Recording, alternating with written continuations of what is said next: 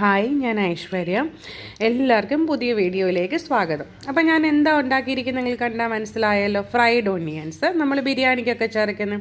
ഇത് ഞാനിവിടെ നല്ല ക്രിസ്പി ആയിട്ട് എടുത്തിട്ടുണ്ട്. ഇങ്ങനെ എടുക്കുമ്പോൾ തന്നെ നല്ല സൗണ്ട് കേൾക്കുന്നുണ്ട്, കിലികിലാ സൗണ്ട് കേൾക്കുന്നുണ്ട്. നമ്മൾ ബിരിയാണിയൊക്കെ ഉണ്ടാക്കിയിട്ട് അതിൽ ചേർക്കുന്ന ഫ്രൈഡ് ഓണിയൻസ് ആണ്. ഇതെങ്ങനെ നമുക്ക് പെർഫെക്റ്റ് ആയിട്ട് ഉണ്ടാക്കാം എന്നുള്ളത് നോക്കാം. അപ്പോൾ നമുക്ക് എങ്ങനെയാണെന്ന് നോക്കിയിട്ട് വരാം. ഇതുപോലെ സ്റ്റൗ കത്തിച്ചിട്ട് നമുക്കൊരു ചീനിച്ചട്ടി അടുപ്പിൽ വെക്കാം. അതിലേക്ക് കുറച്ച് എണ്ണ ഒഴിച്ചു കൊടുക്കാം.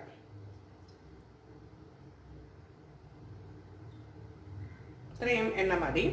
അപ്പം എണ്ണ അത്യാവശ്യം നന്നായിട്ട് ചൂടാവണം. അങ്ങനെ ഒത്തിരി ചൂടാവുക എന്നല്ല പറയുന്നത്, എന്നാലും അത്യാവശ്യം ചൂടുണ്ടെങ്കിൽ മാത്രമേ നമുക്ക് ഉള്ളി വഴറ്റിയെടുക്കാൻ പറ്റത്തുള്ളൂ.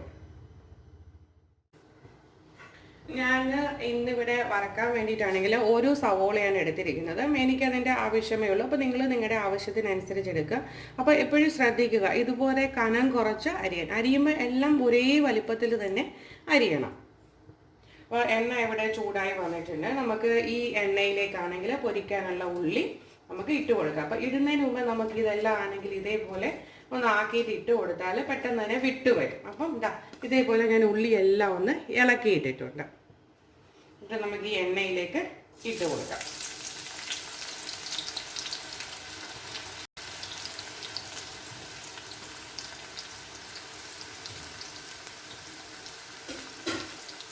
ഇതെല്ലാം എണ്ണയിലേക്ക് ഇട്ട് കൊടുത്തു. അപ്പോൾ ഇത് കണ്ടിന്യൂസ് ഇങ്ങനെ ഇളക്കിക്കൊണ്ടേയിരിക്കണം. പിന്നെ ഇതിൽ നമ്മൾ ശ്രദ്ധിക്കേണ്ട ഒരു കാര്യം എന്താണെന്ന് വെച്ചാൽ, ഉള്ളി എന്ന് പറഞ്ഞു കഴിഞ്ഞാൽ നമ്മളിങ്ങനെ ഫ്രൈ ചെയ്തെടുക്കുമ്പോൾ ഇതിൽ തന്നെ നമ്മുടെ ചേർക്കുന്ന അത്രയും കളർ കിട്ടാൻ നോക്കരുത്. ഒരു 80% ആകുമ്പോൾ തന്നെ നമ്മളത് കോരിയെടുക്കണം. കാരണം ഉള്ളിക്ക് നമ്മൾ കോരിയെടുത്ത ശേഷം കുറച്ചുകൂടി ആണെങ്കിൽ അതിൻ്റെ കളർ വ്യത്യാസം വരും. അപ്പോൾ നമ്മൾ അതുകൊണ്ട് ഒത്തിരി മൂക്കാൻ വേണ്ടിയിട്ട് നിൽക്കരുത്. ഇതിങ്ങനെ കണ്ടിന്യൂസ് നമ്മൾ ഇളക്കി കൊടുത്തുകൊണ്ടേയിരിക്കണം.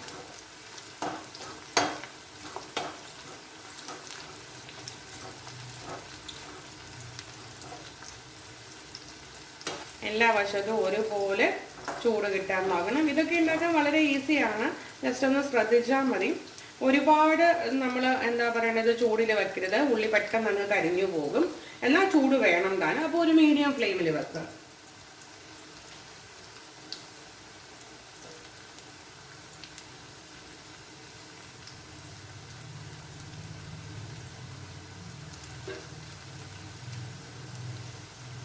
നമ്മളിത് കണ്ടിന്യൂസ് ഇളക്കി കൊടുത്തുകൊണ്ടേയിരിക്കണം.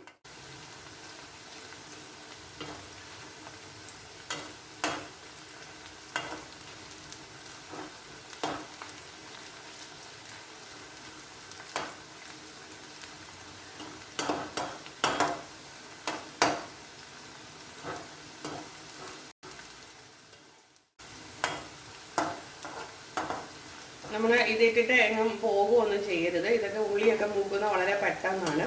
അപ്പോൾ അതുകൊണ്ട് പെട്ടെന്ന് തന്നെ അത് കരിഞ്ഞു പോകാനുള്ള സാധ്യതയും വരും. അതുകൊണ്ട് നമ്മളിതിങ്ങനെ കണ്ടിന്യൂസ് ഇളക്കി കൊടുക്കണം.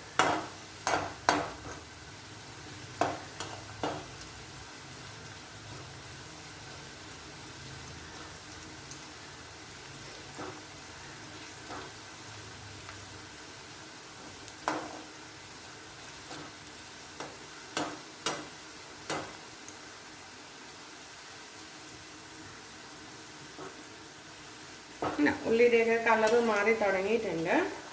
ഒരു 50% ആയി തുടങ്ങി.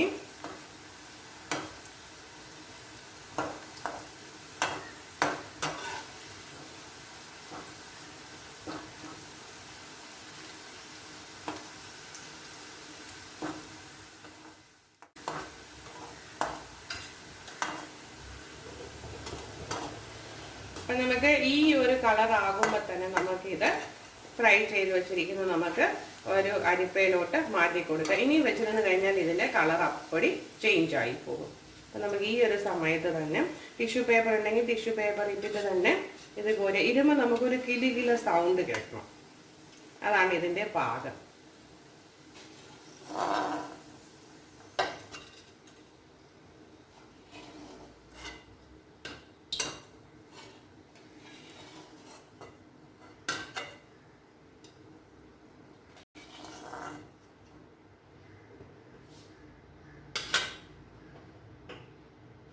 അപ്പോൾ ഇതാ ഇത് ഇവിടെ റെഡി ആയിട്ടുണ്ട്. കണ്ടോ എൻ്റെ കളറ് മാറി വരുന്നത് കണ്ടോ? ഞാനത് ശരിയായിട്ട് നിങ്ങൾക്ക് കാണിച്ചു തരാം.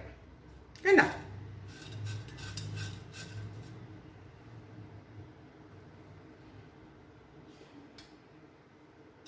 കണ്ടോ? ഒരു കിലി സൗണ്ട് കേൾക്കുന്നുണ്ട്. ഈ ഒരു കിലി സൗണ്ട് ഇതിന് വേണം.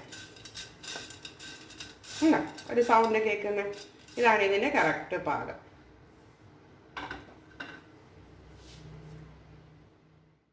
ഞാനിതൊരു പ്ലേറ്റിലേക്ക് മാറ്റിയിരിക്കുകയാണ്. നമ്മുടെ ഉള്ളി പൊരിച്ചതൊക്കെ വളരെ പെർഫെക്റ്റായിട്ട് വന്നിട്ടുണ്ട്. അപ്പോൾ എല്ലാവർക്കും വീഡിയോ ഇഷ്ടമായി എന്നാണ് ഞാൻ കരുതുന്നത്. അപ്പോൾ അതായിട്ടാണ് കാണുന്നതെങ്കിൽ സബ്സ്ക്രൈബ് ചെയ്യാൻ മറക്കരുത്. അപ്പോൾ നമുക്കിനി മറ്റൊരു വീഡിയോയിൽ കാണാം. Thank you for watching.